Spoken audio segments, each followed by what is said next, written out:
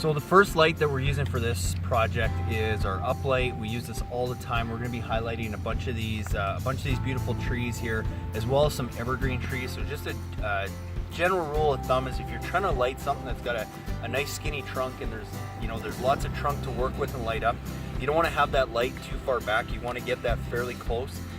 Usually within about 12 to 18 inches is about as far back as you want to go, because this is the trunk and the bark. Even if it doesn't have really nice bark, it's still a good idea to try and get that trunk, and you're still going to get lots of light up into the canopy that way. Unless it has a really big canopy that you need to get the light, you're just trying to get in the canopy, well then something you might want to do is have a light at the base of the tree that gets the trunk, and then you might have to light it from two other sides to make sure you get all that canopy.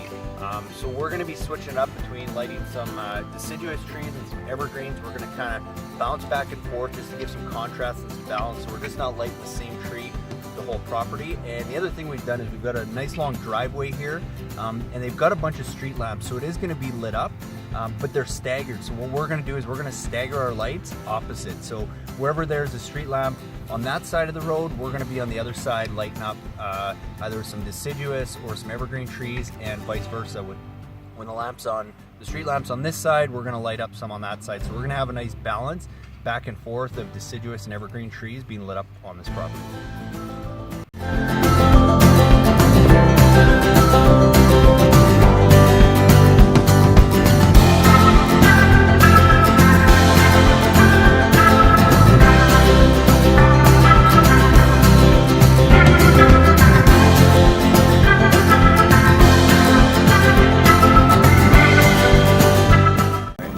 So on this project we're using uplights.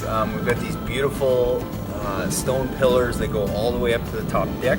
So we're going to use an uplight on these on both sides of the deck here.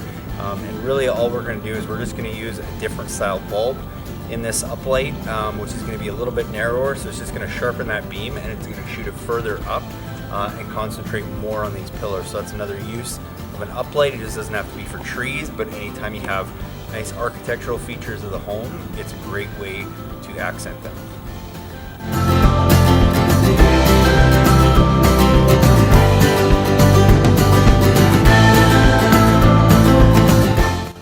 So I'll just share with you guys one little trick, something called a Hex Baffle.